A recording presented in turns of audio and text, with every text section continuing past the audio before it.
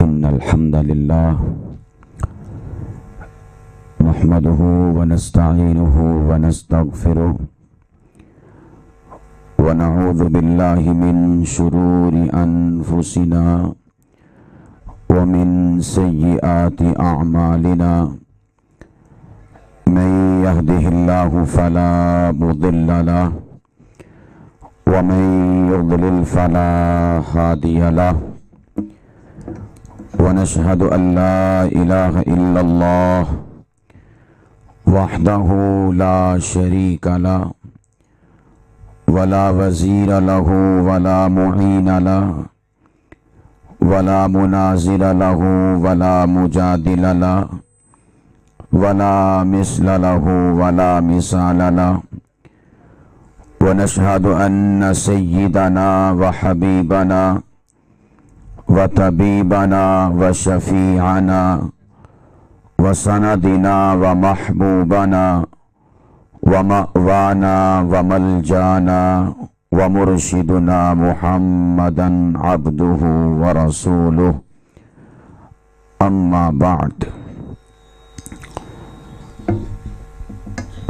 ایک تو یہ جو میرے پیارے بیٹے موبائل کے ذریعے ویڈیو بنا رہے ہیں یہ ختم کر دیں، آپ توجہ سے میرے پتر بیان سنو، ٹھیک ہے؟ شاباش، توجہ سے، انہماک سے۔ عورتیں بھی ہیں؟ صحیح۔ عزیزان گرامی قدر، آپ احباب خوش نصیب اور خوش بخت ہیں کہ اللہ سبحانہ و تعالی نے آپ کو آج ایک علمی، اصلاحی اور تربیتی نشست میں شرکت کرنے کی توفیق عطا فرمائی ہے، اور آپ کے ساتھ ساتھ ہماری مائیں، بہنیں، بیٹیاں وہ بھی مبارکباد کی مستحق ہیں کہ جنہیں ایک دینی اور تربیتی نشست میں شرکت کی سعادت میسر آ رہی ہے۔ میں یہاں پر جن بچوں نے قرآن کریم مکمل کیا اور اپنے سینے میں محفوظ کیا ان کو اور ان کے والدین کو بھی مبارکباد پیش کروں گا۔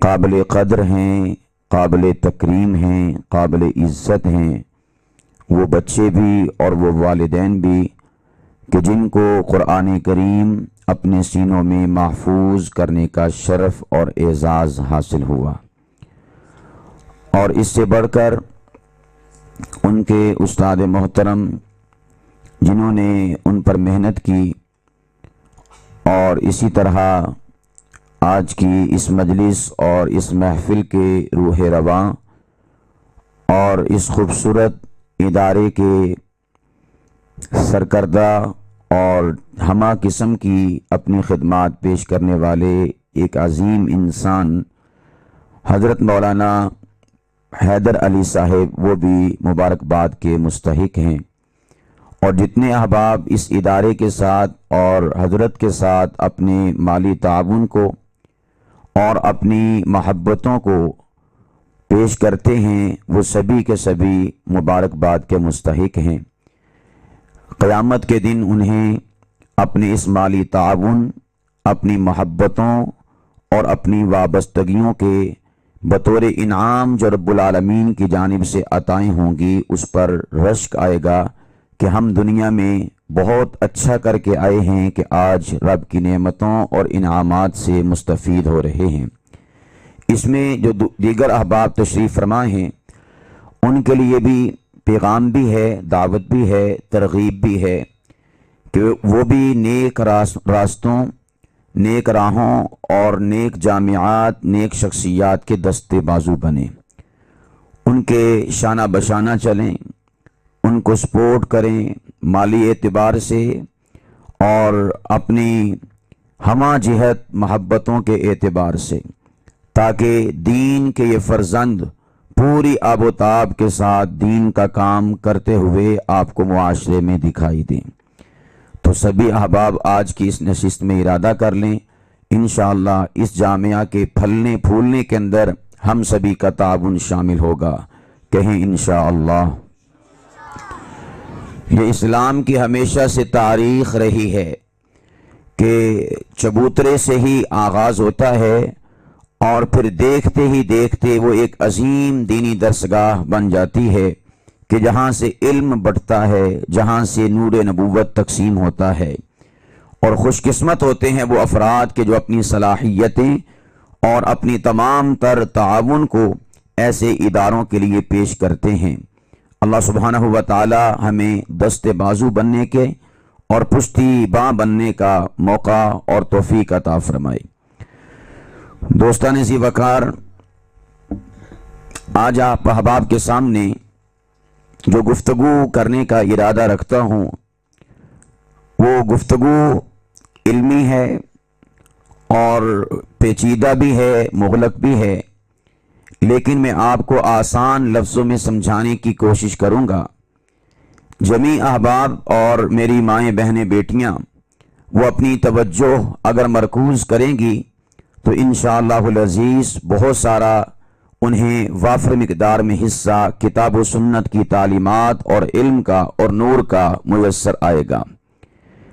قرآن کریم اللہ سبحانہ و تعالیٰ کا کلام ہے، خدا کی کتاب ہے، اور اس روئے عرض پر یہ ایک ہی کتاب ہے کہ جس کے بارے میں دعویٰ ہے، اور دعویٰ مبنی بر حقائق، مبنی بر دلیل اور مبنی بر سچائی ہے کہ وہ قرآن ہے کہ جو خدا کا کلام، خدا کی بات، خدا کی کتاب ہے۔ اس کے علاوہ اس روئے ارض پر کوئی خدا کا کلام موجود نہیں ہے۔ یہ قرآن پاک کی شان اور قرآن پاک کی عظمت ہے۔ اس وقت دنیا میں بہت سے مذاہب یہ دعویٰ کرتے ہیں کہ ہماری کتاب وہ بھی خدا کا کلام، خدا کی کتاب ہے، لیکن ان کا دعویٰ فقط دعویٰ ہے، اس کا حقیقت کے ساتھ کسی قسم کا کوئی تعلق نہیں۔ اس کے اوپر بین دلائل اور شواہد موجود ہیں۔ قرآن کیسی کتاب ہے کہ جس کی ابتدا میں اللہ سبحانہ و تعالی نے فرمایا ذالک الکتاب لا ریب فیہ، کہ یہ وہ کتاب ہے کہ جس میں کسی قسم کا ریب نہیں، جس میں کسی قسم کا شک نہیں، جس میں کسی قسم کا شبہ نہیں، جس میں کسی قسم کا سقم نہیں، جس میں کسی قسم کی کمزوری نہیں، جس میں کسی قسم کی گراوٹ نہیں، جس میں کسی قسم کی ویکنس نہیں۔ فرمایا کہ ذالک الکتاب لا ریب فیہ، قرآن ہی ایک ایسی کتاب ہے۔ قرآن ہر قسم کے شک و شبہ سے بالا تر کتاب ہے، اس لیے کہ یہ خدا کا کلام ہے۔ اللہ سبحانہ و تعالیٰ نے قرآن کریم میں بے شمار جگہوں پر اس کی صداقت کے شواہد اور اس کی عدالت کی ثقافت کو بیان فرمایا ہے۔ عزیزان گرامی قدر، آج ہم جس روئے ارض پر رہتے ہیں، جس کرۂ ارضی پر رہتے ہیں، اس کرۂ ارضی پر اس وقت جدیدیت کا طوطی بولتا ہے، سائنس کا طوطی بولتا ہے، اور آج کی نئی تحقیقات اور نئی دریافتیں یہ آج پوری دنیا کے اندر عام ہیں، اور آج کا انسان اس سے متاثر ہو رہا ہے۔ میں آپ احباب کو بتاتا چلوں کہ مسلمان انہیں سر اٹھا کر چلنا چاہیے، انہیں اس بات پر فخر محسوس کرنا چاہیے۔ اللہ نے ہمیں وہ کتاب عطا فرمائی ہے کہ جن نتائج پر آج دنیا پہنچی ہے، اللہ سبحانہ و تعالی نے وہی باتیں آج سے 1450 سال پہلے صحرائے عرب پر اور صحرائے مکہ المکرمہ میں محمد مصطفیٰ کے قلب اطہر پر نازل فرما دی تھی۔ دنیا ترقی کرتے کرتے جس نتیجے پر پہنچتی ہے، وہی باتیں اللہ نے آج سے 1450 سال پہلے اپنے نبی محمد مصطفیٰ کو سلجھا دی، بتا دی، دکھا دی، سمجھا دی، اور محمد مصطفیٰ اس علم کو اپنے صحابہ کے درمیان بانٹ رہے تھے۔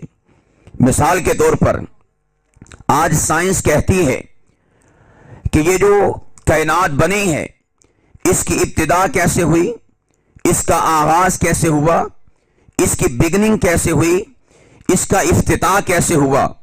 آپ احباب نے سنا ہوگا بگ بینگ تھیوری، یعنی عظیم دھماکہ، انفجار عظیم، ایک زوردار دھماکہ ہوا اور اس دھماکے کے نتیجے میں اس کائنات نے وجود پکڑا۔ یہ آج سائنس کہتی ہے، سائنس کہتی ہے کہ ہم نے تحقیق کی، ہم نے ریسرچ کی اور ریسرچ کرتے کرتے اس نتیجے پر پہنچے کائنات کیسے بنی۔ کائنات بننے کے اندر انفجار عظیم تھا، کائنات بننے کے اندر عظیم دھماکہ تھا، کائنات بننے کے اندر ایک عظیم انقلاب تھا۔ اس عظیم دھماکے کے نتیجے میں کائنات نے وجود پکڑا۔ سائنس اس بات کو بتا کر بڑا فخر محسوس کرتی ہے اور بڑے تمطراق کے ساتھ لوگوں سے، انسانیت سے کہتی ہے علم ہمارے پاس ہے، نالج ہمارے پاس ہے، ہم ہیں جو کائنات کے سربستہ رازوں کو جانتے ہیں۔ مگر عزیزان گرامی قدر، آپ اور میں مسلمان ہیں، قرآن کو ماننے والے ہیں۔ اگر آپ کی اور میری توجہ اس جانب ہو، ہمیں خبر ہوگی اللہ نے کیسی کتاب اہل ایمان کو، مسلمانوں کو عطا فرمائی ہے۔ جب قرآن کے اوراق کو پلٹتے ہیں، قرآن پاک میں رب العالمین نے پارہ نمبر 17 سورہ انبیاء، سورہ نمبر 21 رکوع نمبر 3، سورہ مبارکہ کی آیت نمبر 30 اور رکوع کی آیت نمبر 1، اس میں ارشاد فرمایا ان السماوات والارض کانتا رتقا۔ اے تمام تر انسانوں، ہم بتاتے ہیں کائنات کیسے بنی، کائنات نے وجود کیسے پکڑا۔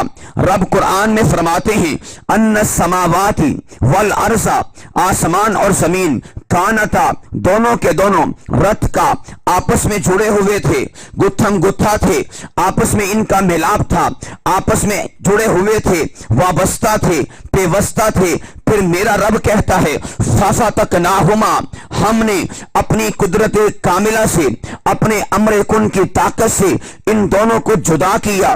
عظیم دھماکہ ہوا، انفجار عظیم ہوا اور اس دھماکے کے نتیجے میں کائنات کو تخلیق فرمایا۔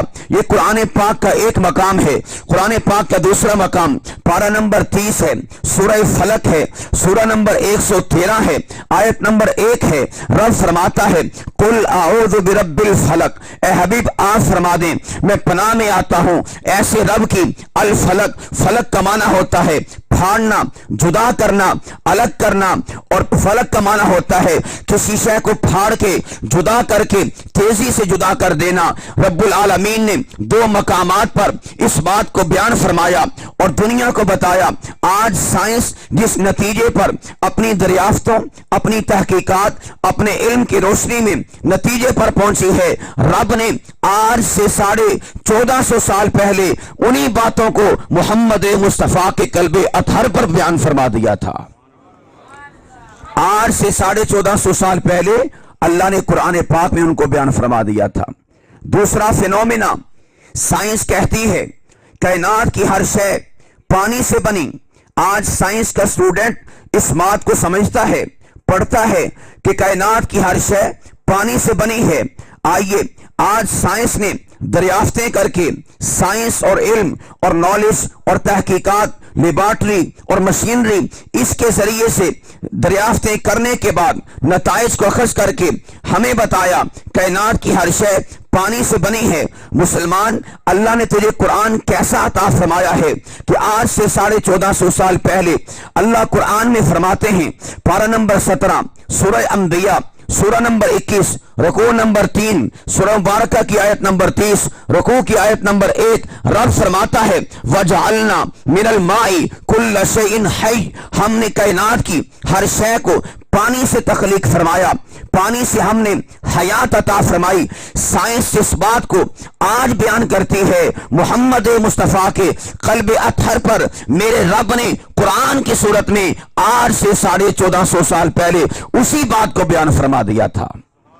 یہ ہے قرآن کی سچائی، قرآن کی حقانیت اور قرآن پاک کا علم کہ ہر ایک بات سے پردہ اٹھاتا ہوا قرآن ہمیں دکھائی دیتا ہے۔ ہم نے قرآن پاک کو فقط اس بات کے لیے رکھا ہے کہ شاید یہ برکت کی کتاب ہے۔ مسلمان قرآن کو کھولے گا، رب فرماتا ہے پارہ نمبر 15 سورہ بنی اسرائیل ان ھذا القرآن یہدی للتی ہی اقوم، یہ قرآن ایسی کتاب ہے کہ جس میں اللہ نے انسانیت کی ہدایت کو، رہنمائی کو بیان فرمایا۔ جو انسان جس جہت سے، जिस समझ से, जिस जाविये से, जिस तरह की हिदायत पाने का इरादा करेगा, कुरान की बारगाह में आएगा, रब्बुल आलमीन कुरान से उसे हिदायत अता फरमाएगा। आप कहते हैं मैं अपने इदारे में एक मुलाजिम रखना चाहता हूं, अपनी फैक्ट्री में एक मजदूर रखना चाहता हूं, अपने दफ्तर में एक मुलाजिम रखना चाहता हूं। इस हवाले से कुरान मुझे क्या कहता है? आइए ना कुरान पाक की बारगाह में, कुरान पाक में रब्बुल आलमीन ने पारा नंबर 20 है, सूरह कसस है, सूरा नंबर 28 है, उसमें इरशाद फरमाया, रब फरमाते हैं इन्ना खैरा मन इस्तअजरतल कवियुल अमीन। अगर तू मुलाजिम रखना चाहता है, अगर तू कोई कुलीग रखना चाहता है, फरमाया उसमें 2 बुनियादी शर्तें होनी चाहिए, रखेगा वो तेरे काम आएगा, तेरे काम को बढ़ाएगा। नंबर 1 सिर्फ ये होनी चाहिए तो जिस काम के लिए उसे रखना चाहता है वो काम उसे करना आता हो। नंबर 2 अमानत और दियानत उसमें पाई जाती हो। अल्लाह फरमाते हैं तो मेरे पास सवाल लेकर आएगा, मजदूर कैसा रखूं? मैं तुझे बताऊंगा कि मजदूर तू ऐसा रख। ये अल्लाह का कुरान आज से 1450 साल पहले हमें रहनुमाई फराहम करता है। दोस्ताने सी वकार, आज हमारे घरों में झगड़े हैं और लड़ाइयां हैं। किस बेस पर, किस बात पर? सास ताने देती है, शोहर ताने देता है एक लड़की को, एक औरत को, बीवी को, क्या कि तू आए रोज बच्चियां पैदा किए जा रही है, पहली बच्ची, दूसरी बच्ची, तीसरी बच्ची, और उसको टार्चर किया जाता है और उसे किस्म किस्म की बातें सुनने को मिलती हैं कि तेरी कोख में लड़का क्यों नहीं है, लड़की ही क्यों रखी हुई है। आइए कुरान पाक से पूछते हैं, क्या इसमें औरत का कसूर है या मर्द का कसूर है? इसमें जिम्मेदार औरत है या कि मर्द है? कुरान पाक में अल्लाह सुब्हानहू व तआला ने इस बात को बयान फरमाया। इससे पहले समझिएगा, आज की मेडिकल, आज की साइंस, आज की डॉक्टरी कहती है कि लड़का और लड़की कैसे पैदा होते हैं, और लड़का और लड़की इसकी जिन्स का तायुन किसके साथ होता है?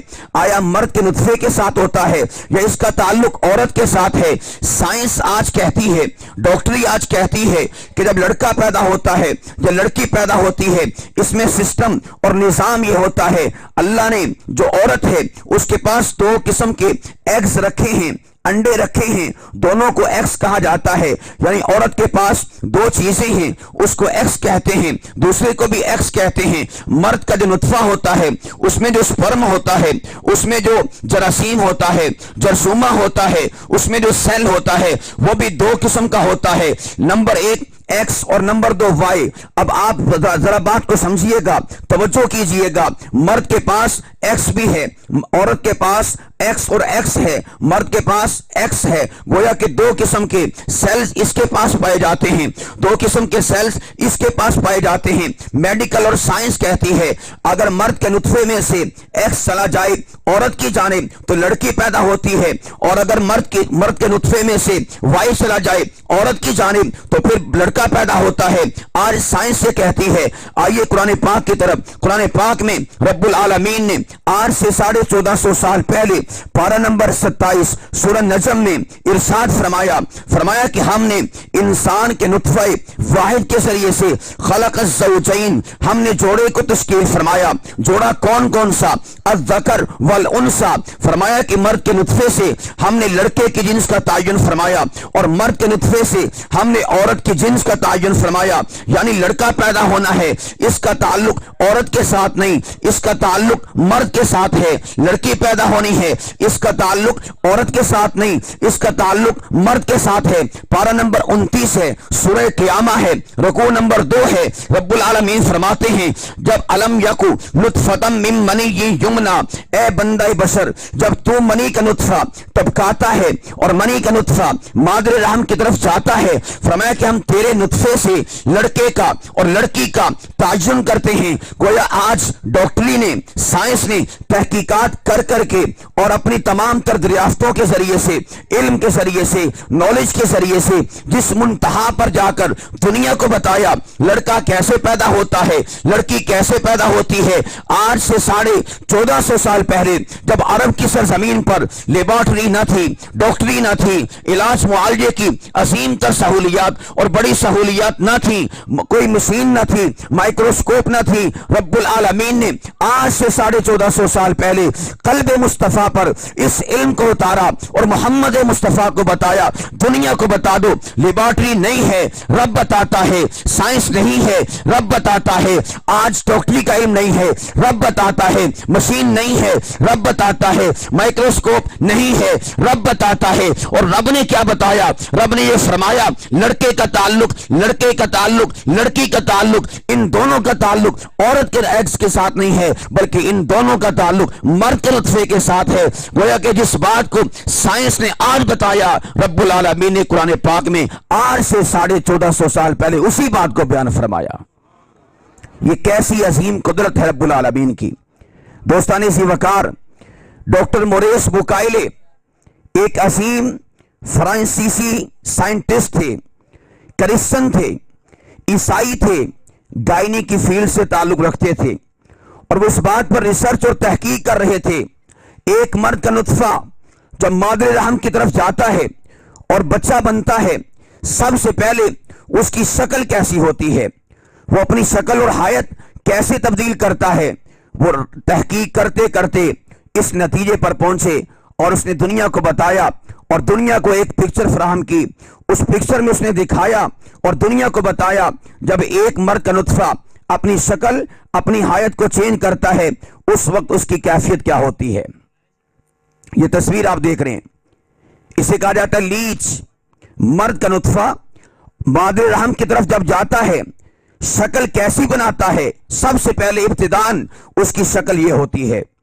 اس نے اسی اپنی فیلڈ سے متعلقہ تحقیقات کو مکمل کیا۔ سائنسدان عیسائی تھا، کرسچن تھا، تحقیقات کرتے کرتے جب اس نتیجے پر پہنچا، اسے مائکروسکوپ سے انسان کے نطفے کی بدلی ہوئی شکل و صورت دکھائی دی۔ اس نے کیا کیا؟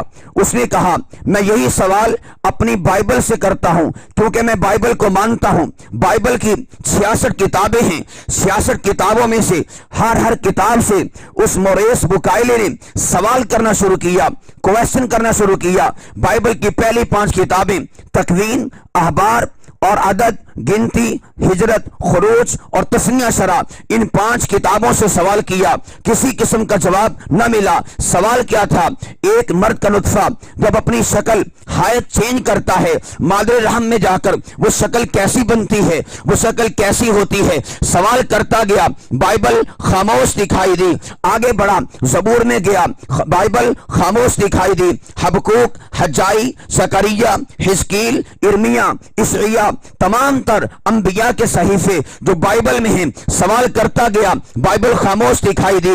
اس نے نیو ٹیسٹمنٹ کا مطالعہ کیا اور گیا اگلے ورژن میں انجیل متی کو پڑھا، مرکز کو پڑھا، یوحنا کو پڑھا اور تمام تر اناجیل کا مطالعہ کیا۔ مکاشفہ میں گیا، رسولوں کے اعمال کو دیکھا، بائبل کی 66 کتابیں اسے خاموش دکھائی دی۔ اس نے کہا مسلمانوں کا دعویٰ ہے قرآن اللہ کی کتاب ہے، قرآن گاڈ کی کتاب ہے، قرآن کریٹر کی کتاب ہے، قرآن بدی کی کتاب ہے، قرآن فاطر کی کتاب ہے، قرآن خالق کی کتاب ہے۔ میں مسلمانوں سے سوال کرتا ہوں وہ مجھے بتائیں ایک مرد کا نطفہ جب شکل چینج کرتا ہے وہ صورت کیسی ہوتی ہے، وہ حیت کیسی ہوتی ہے؟ مسلمان علماء سے سوال کیا، مسلمان علماء نے کہا ہمارا قرآن اس حوالے سے آگاہی دیتا ہے، علم دیتا ہے، نالج دیتا ہے۔ قرآن بتاتا ہے ایک نطفہ شکل جب چینج کرتا ہے کیفیت کیسی ہوتی ہے۔ پارہ نمبر 30 ہے، سورہ علق ہے، سورہ نمبر 96 ہے، آیت نمبر 2 ہے۔ رب فرماتے ہیں خلق الانسان من علق، ہم نے انسان کو جمے ہوئے لوتھڑے سے، خون سے پیدا کیا۔ لفظ علق لغت کو کھولیں، المنجد ہے اسے کھولیں، مصباح اللغات ہے اسے کھولیں، تمام تر عرب کی لغات ہیں، لسان العرب ہے اسے کھول کر دیکھیں۔ لفظ علق کو لغت میں جب کھول کر دیکھا گیا تو مائکروسکوپ سے جس شے کو موریس मोरेस बुकाइली ने अपनी आंखों से देखा था, यानी कि ये लुगत से देखा। लुगत ने जवाब दिया अलग का माना ये है। वो हैरान हो गया, उसने कहा ताज्जुब होता है, बाइबल वालों का दावा है खुदा की किताब है, मुसलमानों का दावा है कुरान खुदा की किताब है, लेकिन जब यही सवाल बाइबल से करता हूं बाइबल खामोश होती है, यही सवाल कुरान से करता हूं कुरान बोलता है। उसने फिर कहा पता ये चला कुरान हक की किताब है, कुरान खुदा का कलाम है। कलमा पढ़ा, मुसलमान हुआ, किताब लिखी, कुरान, बाइबल और साइंस, उसमें तहकीकात को लिखता गया। उसने किताब के सरवरक पर लिखा, ए दुनिया के लोगों, मैंने अपनी फील्ड से मुताल्लिका 2 सवाल 2 क्वेश्चन मैंने बाइबल से किया, बाइबल मुझे खामोश दिखाई दी। वही सवाल जब कुरान से किया, कुरान मुझे बोलता हुआ दिखाई दिया। ये कुरान पाक की सच्चाई, कुरान पाक की हक़ानियत। तकबीर, नाराए तकबीर, अज़मत कुरान, मदारसे दीनिया, उलमाए हक। सारे बोलें, क्यों आप सहमे हुए हैं? नारे का जवाब शानदार, जानदार और ईमानदार तरीके से देना चाहिए। मैं अर्ज कर रहा था कुरान पाक का इल्म कितना कामिल है, कितना अकमल है कि आज साइंस जिन नताइज पर तहकीकात करते करते पहुंचती है और बड़े फ़ख्र से बताती है कि कुरान पाक के अंदर जो उलूम हैं अल्लाह सुब्हानहू व तआला ने उन्हीं उलूम को जब बयान करते करते नतीजे पर पहुंचती है, अल्लाह का कुरान मुस्कुराता हुआ उस बात का जवाब इरशाद फरमाता है तुम्हें आज पता चला है अल्लाह ने मोहम्मद मुस्तफ़ा को आज से 1450 साल पहले बता दिया था। ये है मुसलमानों की किताब यानी कुरान पाक। कैसी ऑथेंटिक, कैसी परफेक्ट और कैसी कमाल दर्जे की किताब अल्लाह ने अहले ईमान मुसलमानों को अता फरमाई। दोस्तानी सी वकार, यही डॉक्टर मोरेस बुकाइली ये कहता है कि जब वो नुत्फा इस शक्ल में आता है, इसे लीच कहा जाता है, हम इसे अपनी जुबान में गडोया कह सकते हैं, मछलियां पकड़ने वाला। दरियाए चनाब भी आपके पास है ना, पकड़ते होंगे आप मछलियां गडोया लगाकर। वो जो गडोया होता है ये नुत्फा सबसे पहले उस शक्ल को अपनाता है और फिर उसके बाद अगला मरहला आता है। कुरान कहता है नुत्फा, उसके बाद आलाका, तीसरी सूरत क्या होती है? मुदगा। मुदगा किसे कहा जाता है? मुदगा अरबी लुगत में चबाई हुई शय को कहा जाता है, चबाई हुई शय को कहा जाता है। डॉक्टर मोरेस बुकाइली माइक्रोस्कोप के जरिए से मुआयना कर रहा था कि एक नुत्फा मर्द का जब औरत की जानिब जाता है सबसे पहली शक्ल कैसी होती है, जो मैंने आपको दिखाई, यानी लीच नुमा। उसके बाद वो कहता है जब अगली शक्ल आती है तो वो कैसी होती है। उसने माइक्रोस्कोप से देखा तो वो शक्ल ऐसी थी। अब देखें इसमें दांत लगे हुए हैं, जिस तरह कोई शय चबाई हुई हो। तो उसको कुरान पाक में अल्लाह सुब्हानहू व तआला ने लफ्ज़ मुदगा, मुदगा का लफ्ज़ इस्तेमाल फरमाया। लिसानुल अरब को खोलें, अल मिसबाह को खोलें या अल मुंजद को खोलें, किसी भी अरब की लुगत को देखें, लफ्ज़ मुदगा का मतलब होता है किसी शय को चबाना, किसी शय को चबाना। गोया कि आज साइंसदान जिस नतीजे पर पहुंचे और मशीनों से देखा, माइक्रोस्कोप से देखा और देखकर दुनिया को बताया कि नुत्फा आलाका बनता है, आलाका से मुदगा बनता है। रब्बुल आलमीन ने ये आज से 1450 साल पहले ये सभी चीजें मोहम्मद मुस्तफ़ा को दिखा भी दी थी, बता भी दी थी और समझा भी दी थी। अल्लाह ने मेरे मुस्तफ़ा को इल्म ऐसा कामिल अता फरमाया, कुरान ऐसा कामिल अता फरमाया।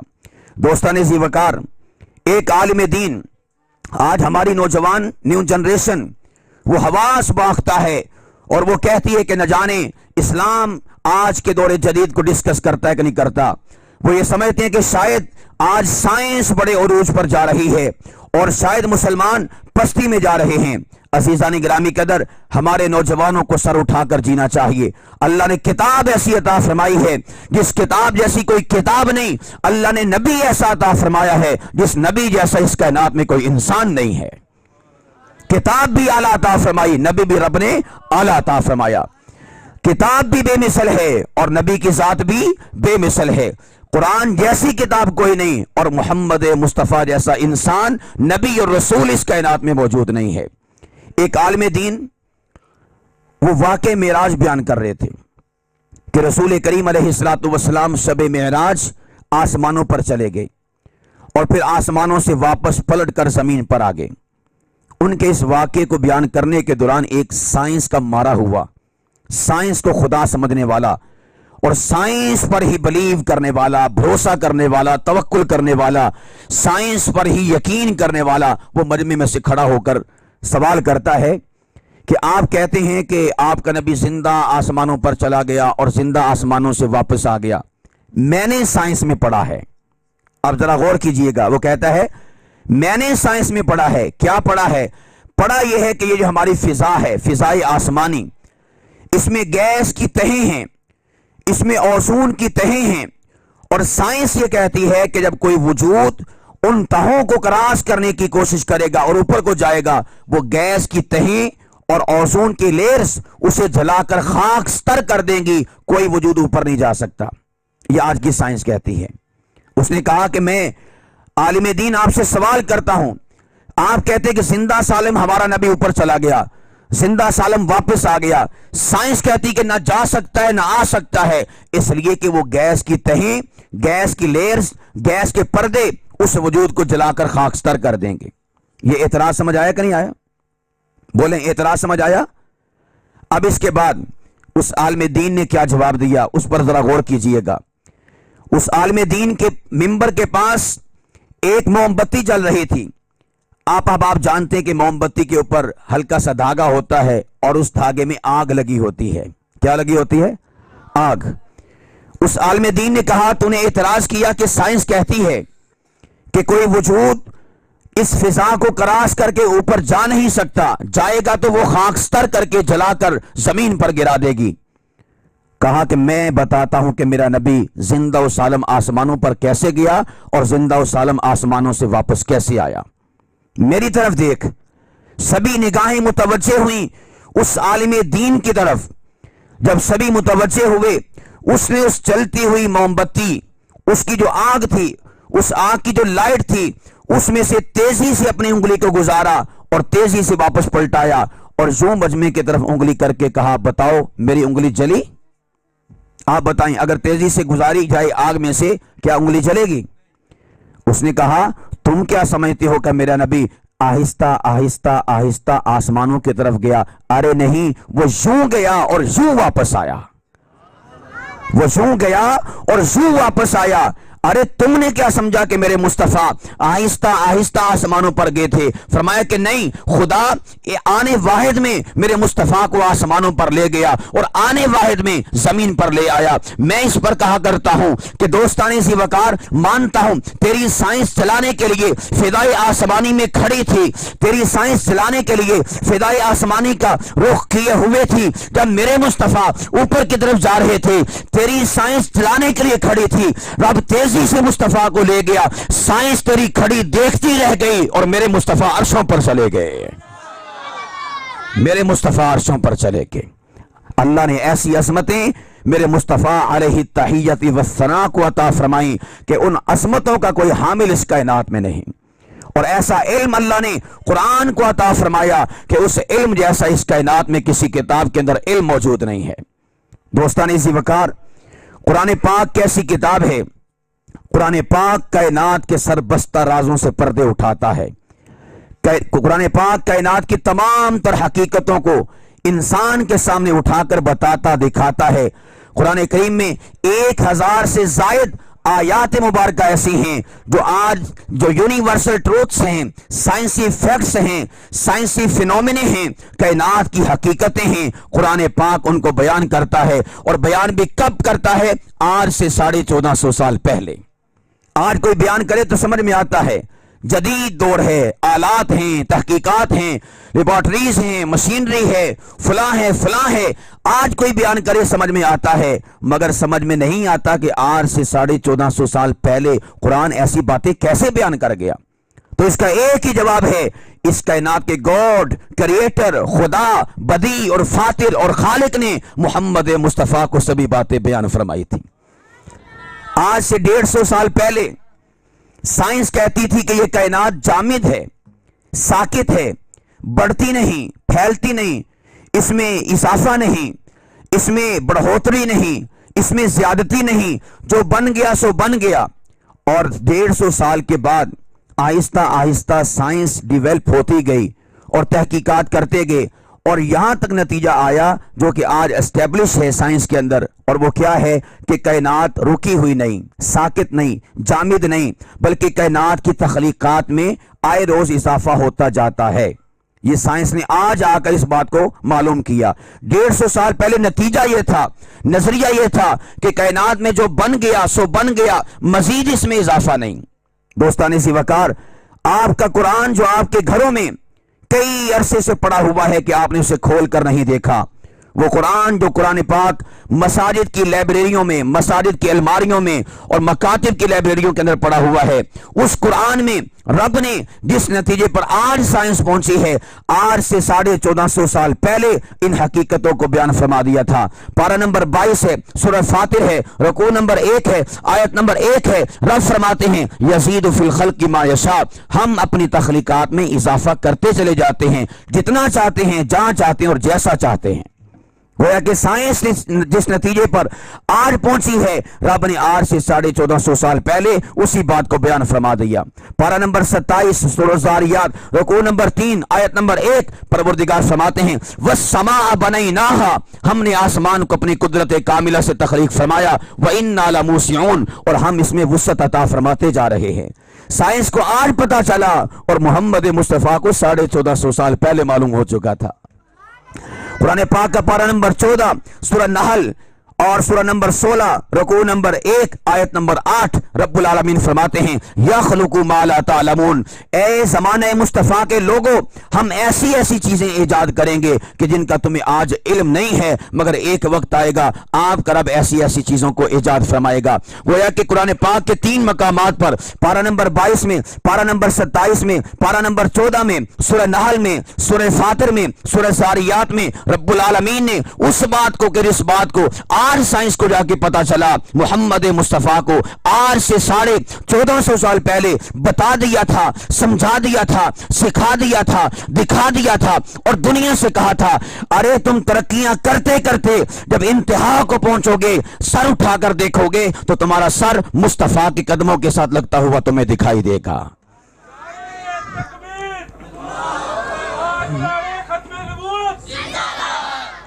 عزیزان گرامی قدر، آج کے نوجوان کو اس بات کو سمجھنا ہوگا کہ ساری کی ساری ترقیاں اور سارے کے سارے عروج اور جدیدیت یہ صدقہ ہے محمد مصطفیٰ صلی اللہ علیہ وسلم کی ذات بابرکت کا، ورنہ عیسائیت اور یہودیت، جیوز اور کرسچنز نبی پاک علیہ السلام کی زندگی مبارکہ سے پہلے بھی موجود تھے۔ اس وقت یہ سب کچھ کیوں نہ تھا؟ ارے یہ سجدہ کیا کرتے تھے شجر اشجار کو، حجر احجار کو، یہ تو جھکا کرتے تھے ان چیزوں کے سامنے۔ وہ تو میرے مصطفیٰ نے کہا سر اٹھا، یہ تو تخلیقات مخلوقات ہیں، سجدہ ایک خالق کی ذات کو ہے، خالق کی ذات کے علاوہ کسی کو سجدہ نہیں۔ اگر ایک انسان اللہ کی ذات کو چھوڑ کر کسی کو معبود جانے اور مانے اور اس کے سامنے سر جھکائے، بھلا اس میں کیا تحقیق کرنی ہے؟ یہ تو محمد مصطفیٰ صلی اللہ علیہ وسلم نے آ کر انسانیت کو معراج بتائی، معراج دکھائی کہ اے بندہ بشر، خدا کے سامنے جھک، خدا کے علاوہ ساری کی ساری مخلوقات یہ تیری تمام تر تابع ہیں اور تیرے لیے مسخر ہیں اور تیری فرما برداری کے لیے، تیرے کام کاج کے لیے رب نے بنائی ہیں۔ اللہ پاک کی ذات کو چھوڑ کر ان کے سامنے کیوں جھکتا ہے؟ تحقیق کر، دیکھ، تفتیش کر اور ان کو جانچ اور پرکھ۔ رب العالمین نے کیسی کیسی چیزیں بیان فرمائی ہیں، تب انسان نے جا کر اپنی تحقیقات کا آغاز کیا تھا۔ اور اس بات کو اللہ نے قرآن پاک میں بیان فرمایا سنریہم آیاتنا فی الآفاق وفی انفسہم حتی یتبین لہم انہ الحق، ان قریب ایسا وقت آئے گا ہم آفاق کو کھول کے رکھ دیں گے انسان کے سامنے، انسان کے وجود کو کھول کے رکھ دیں گے انسان کے سامنے، حتی یتبین لہم انہ الحق، حتیٰ کہ حق جو ہے انسان پر ظاہر ہو چکا ہوگا۔ یہ قرآن پاک کے ذریعے سے اللہ سبحانہ و تعالیٰ نے ہمیں پیغام عطا فرمایا، ہمیں اس تمام تر دور سے آگاہ فرمایا تھا۔ آج سے 1450 سال پہلے اللہ نے آپ کو اور مجھے ایسی کتاب عطا فرمائی، ہم اس کتاب کے ساتھ اپنے آپ کو اٹیچ رکھیں، وابستہ رکھیں اور اپنے بچوں میں نسلوں میں دینی تعلیم کی ترویج اور ارشاد اور اس کے اضافے کے لیے ہر وقت فکر مند رہا کریں۔ اور ایک بات کا افسوس اور المیہ ہوتا ہے، ہم نے دینی تعلیم کسے سمجھا ہے؟ کسی سے پوچھیں کہ آپ کا بچہ دینی تعلیم یافتہ ہے، ہم بڑے فخر سے کہتے ہیں، اور اس کے پیچھے کیا ہے؟ فقط ناظرہ، یعنی وہ فقط ناظرہ پڑھ لے، ہم کہتے دینی تعلیم مکمل ہو گئی۔ میرے پیارو، دینی تعلیم کے جو اجزاء ہیں ان میں سے ناظرہ پڑھ لینا قرآن پاک کا یہ ایک جز ہے، اور یہ بھی بڑی سعادت ہے، لیکن اس سے آگے ہمیں بڑھنا ہوگا، اور وہ کیا ہے؟ قرآن پاک کے مطالب، معانی اور مفاہیم کو سمجھنا ہوگا، اپنے دل دماغ میں اتارنا ہوگا، بچوں میں نسلوں میں منتقل کرنا ہوگا، تاکہ ہمارے بچوں کو پتہ چلے اللہ سبحانہ و تعالیٰ نے ہمیں کتنی عظیم نعمت قرآن پاک کی صورت میں عطا فرمائی ہے۔ کائنات کے سارے علم رب العالمین نے قرآن پاک میں بیان فرمائے۔ اگر آپ کا بچہ قرآن کے علم کو مطالب، معانی، مفاہیم کے ذریعے سے سمجھ گیا، اللہ کی عزت کی قسم کوئی بھی شخص عقیدے کے حوالے سے آپ کے بچے کو گمراہ نہیں کر سکتا، اس لیے کہ پتہ ہوگا رب العالمین نے قرآن پاک کی سورہ نمبر 1 سورہ فاتحہ آیت نمبر 4 میں ارشاد فرمایا، ایاک نعبد و ایاک نستعین، آپ نے عبادت اسی کی کرنی ہے جس سے آپ استعانت مانگتے ہیں، اور استعانت اسی کی طلب کرنی ہے کہ جس کے سامنے آپ عبادت کرتے ہیں۔ جب انسان کو پتہ چل جائے گا قرآن پاک کے مطالب، مفاہیم اور معانی کی صورت میں، تو تب انسان بلا عقیدے کے حوالے سے کیسے بھٹک سکتا ہے؟ اپنے بچوں کو فقط ناظرے تک نہ رکھیں، ناظرہ پڑھائیں اچھے طریقے سے مجود قاری صاحب سے، اور پھر اس سے اگلا سٹیپ کیا ہے؟ بچوں کو قرآن پاک کے مطالب، معانی اور مفاہیم سے آگاہ کرنے کی اور اس کی شناسائی کے لیے مدارس کا رخ کریں۔ اسی میں سے ایک جو ہے یہ آپ کے اس علاقے میں مدرسہ ہے دارالسلام، کہ جس کی بنیاد رکھی گئی اور قرآن پاک کی ترویج و ارشاد اور اس کی خدمت کے لیے اس جگہ کو اس علاقے میں وقف کر دیا گیا۔ ہم سبھی کے سبھی عزم کریں، ارادہ کریں، انشاءاللہ العزیز ہم یہاں پر قرآن پاک کی بہاریں اپنی آنکھوں سے دیکھیں گے۔ قرآن پاک کی بہاروں کے لیے، قرآن پاک کے علوم اور اس کی ترویج و ارشاد کے لیے دامے درمے سخنے ہم انشاءاللہ العزیز اس مدرسہ کے منتظمین اور متولیان اور محتمین تمام کے ساتھ جو انشاءاللہ العزیز ہم کما حق ہو اپنا تمام تر جو بھی اللہ پاک کی ذات نے جس بیس اور بنیاد پر اور جس درجے میں اللہ نے ہمیں توفیق عطا فرمائی ہے، انشاءاللہ ہم اپنی توفیقات کو شامل کریں گے۔ اس میں اس بات کو ہمیشہ یاد رکھیں، ہمیں عثمان ابن عفان رضی اللہ تعالی عنہ ان کا کردار ادا کرنا ہے۔ ہم میں سے اکثر بیشتر جو ہے لوگ بلال حبشی کا کردار ادا کرتے ہیں، ابو ذر غفاری کا کردار ادا کرتے ہیں، کیا کہ بس بغیر سرمایے کے ہی کام چل جائے، دعاؤں سے ہی کام چل جائے، محبتوں سے ہی کام چل جائے۔ اسلام کی تاریخ میں اگر بلال حبشی ہے تو اسلام کی تاریخ میں عثمان ابن عفان، عثمان غنی بھی ہے۔ اسلام کی تاریخ میں اور اسلام کے دامن میں اگر ابو ذر غفاری ہے تو اسی اسلام کے دامن میں عبد الرحمن ابن عوف بھی ہے۔ کیا مطلب؟ کچھ لوگ تاجر ہوتے ہیں، مالدار ہوتے ہیں، سرمایہ دار ہوتے ہیں، ان کا سرمایہ کس کھاتے کا؟ اللہ کی عطا ہے، اس کو اللہ کے دین کے لیے وقف کر، جیسے عثمان ابن عفان نے وقف کیا تھا، ایسا وقف کیا مسجد نبوی کی زمین خرید کر مصطفیٰ کے قدموں میں رکھ دی، کنواں خرید کر مسلمانوں کے لیے وقف کر دیا، جنگ کے موقع پر لدائے اونٹ اسلام کے شیروں، اسلام کے مجاہدوں کے لیے وقف کر دیے، یہاں تک کہ میرے مصطفیٰ نے فرمایا عثمان تو نے مال اتنا دے دیا رب بھی تجھ سے راضی ہو گیا، مصطفیٰ بھی راضی ہو گیا، اور رب اتنا راضی ہوا اگر آج کے بعد تو کوئی گناہ بھی کرے گا رب تیرے گناہوں کو بھی نیکیوں میں شمار کرے گا۔ یہ مال خرچ کرنے کی وجہ سے اللہ نے رتبہ عطا فرمایا کس کو؟ عثمان ابن عفان، عثمان غنی رضی اللہ تعالیٰ عنہ کو۔ ہم سبھی کے سبھی صحابہ کے ماننے والے ہیں کہ نہیں؟ ہاتھ کھڑا کریں جو صحابہ کو ماننے والے ہیں۔ صحابہ کرام رول ماڈل، صحابہ کرام آئیڈیل، فَإِنْ آمَنُوا بِمِثْلِ مَا آمَنْتُمْ بِهِ فَقَدِ اهْتَدَوْا۔ رب کا قرآن کہتا ہے ایمان ایسے لے کے آ جیسا کہ محمد مصطفیٰ کے صحابہ لے کر آئے۔ ہر کام میں صحابہ کرام ہمارے لیے نمونہ ہیں، آئیڈیل ہیں، رول ماڈل ہیں، انہی کی اتباع کر، انہی کے پیچھے چل تو ہدایت یافتہ بن جائے گا۔ جدھر صحابہ جائیں گے ادھر تو جائے گا۔ صحابہ کدھر جائیں گے؟ میرے مصطفیٰ نے فرمایا تھا ابو بکر فی الجنہ، عمر فی الجنہ، عثمان فی الجنہ، علی فی الجنہ۔ ارے جدھر یہ جائیں گے ادھر تو جائے گا، صحابہ جنت میں جائیں گے تو بھی جنت میں جائے گا۔ صحابہ کرام ایک ہمارے لیے رول ماڈل اور آئیڈیل کی حیثیت رکھتے ہیں. صحابہ کرام سے اپنے آپ کو جتنا چمٹائیں گے, جتنا وابستہ کریں گے, خدا کی عزت کی قسم آپ کو دنیا کے اعتبار سے, دین کے اعتبار سے ہدایت ملے گی. اللہ نے ہدایت جو ہے محمد مصطفیٰ کے یاروں میں رکھ دی ہے, اس لیے کہ مصطفیٰ کے صحابہ میرے مصطفیٰ کی اداؤں کے گواہ, میرے مصطفیٰ کی نمازوں کے گواہ, میرے مصطفیٰ کے صحابہ, میرے مصطفیٰ کے اعمال کے گواہ, میرے مصطفیٰ کے صحابہ, میرے مصطفیٰ کے افعال کے گواہ, میرے مصطفیٰ کے صحابہ.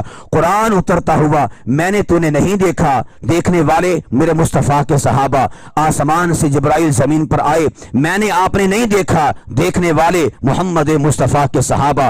شب اسرا مصطفیٰ دلہا بن کر آسمانوں پر گئے, میں نے تو نے نہیں دیکھا, دیکھنے والے میرے مصطفیٰ کے صحابہ. آسمانوں سے رحمتیں, برکتیں, نعمتیں سمیٹ کر دنیا میں آئے, میں نے تُنہیں نہیں دیکھا, دیکھنے والے میرے مصطفیٰ کے صحابہ. میرے مصطفیٰ کی نمازوں کے گواہ میرے مصطفیٰ کے صحابہ. ظہر کے, عصر کے, مغرب کے, عشاء کے, جمعہ کے, تہجد کے گواہ, نوافل کے گواہ میرے مصطفیٰ کے صحابہ. میرے مصطفیٰ کی ہر ادا کے گواہ میرے مصطفیٰ کے صحابہ. اور ایسے گواہ تھے رب نے جن کے تذکرے اور چرچے اسی قرآن پاک میں بیان کیے اور دنیا کو بتایا کامیاب دیکھنا ہے تو میرے مصطفیٰ کے صحابہ ہیں, کامران دیکھنے ہیں میرے مصطفیٰ کے صحابہ ہیں. تمغے ایسے عطا فرمائے رہتی دنیا تک کوئی شخص اگر اعتراض کرے گا, اشکال پیش کرے گا, رب کا قرآن کہے گا پگلے تو پاگل ہو چکا ہے, محمد مصطفیٰ کے صحابہ کو دیکھنا ہے, تاریخ کے ورقوں میں نہیں قرآن پاک کے پاروں میں دیکھا کر, پھر پتہ چلے صحابہ کس شے کا نام ہے, صحابہ کن ہستیوں کا نام ہے, صحابہ کرام کن وجود کا نام ہے. قرآن پاک کو تاریخ کے ورقوں میں نہیں قرآن پاک کے پاروں میں دیکھ. جب قرآن کے پاروں میں دیکھے گا پتہ چلے گا اولئک هم المفلحون میرے مصطفیٰ کے صحابہ, اولئک هم الراشدون میرے مصطفیٰ کے صحابہ, اولئک هم الفائزون میرے مصطفیٰ کے صحابہ, التائبون میرے مصطفیٰ کے صحابہ, العابدون میرے مصطفیٰ کے صحابہ, الساجدون میرے مصطفیٰ کے صحابہ, الراکعون میرے مصطفیٰ کے صحابہ, الساجدون میرے مصطفیٰ کے صحابہ, الامرون بالمعروف میرے مصطفیٰ کے صحابہ, والناہون منکر میرے مصطفیٰ کے صحابہ, والحافظون لحدود اللہ میرے مصطفیٰ کے صحابہ, والذین معه میرے مصطفیٰ کے صحابہ, اشداء علی الکفار میرے مصطفیٰ کے صحابہ, رحماء بینہم میرے مصطفیٰ کے صحابہ, یبتغون فضلا من اللہ ورضوانا میرے مصطفیٰ کے صحابہ. ارے صحابہ تو صحابہ رہے, قرآن کے اوراق کھولے گا پتہ چلے گا والعادیات ضبحا فالموریات قدحا فالمغیرات صبحا فعصرن بہ نقعا. صحابہ تو صحابہ ہیں, رب صحابہ کے گھوڑوں کی قسمیں, گھوڑے تو گھوڑے ہیں, گھوڑوں کے پاؤں کی قسمیں, پاؤں تو پاؤں ہیں, پاؤں کے سموں کی قسمیں, سم تو سم ہیں, ان سموں سے نکلنے والی چنگاریوں کی قسمیں رب نے قرآن میں اٹھائی ہیں. دیکھ صحابہ قرآن پاک میں تجھے کیسے دکھائی. اس لیے دوستان ذی وقار قرآن کے ساتھ اپنے آپ کو لازم کر لو, اور قرآن کے جو گواہ حامل ہیں یعنی میرے مصطفیٰ کے صحابہ ان کے ساتھ اپنے آپ کو وابستہ کر لو. دنیا جہاں کا کوئی فتنہ آپ کو زیر نہیں کر سکتا, ہیز نہیں کر سکتا, پس نہیں کر سکتا, گرا نہیں سکتا, فتنے کا شکار نہیں کر سکتا. کب؟ جب ہم نے دو چیزوں کو لازم و ملزوم کر لیا, نمبر ایک رب کا قرآن اور نمبر دو مصطفیٰ علیہ تحیت و ثنا کے صحابہ. اب جس کے جی میں آئے وہی پائے روشنی, میں نے تو دیا جلا کر سر عام رکھ دیا ہے, وما علینا الا البلاغ المبین. ماشاءاللہ. یہ تھے حضرت مفتی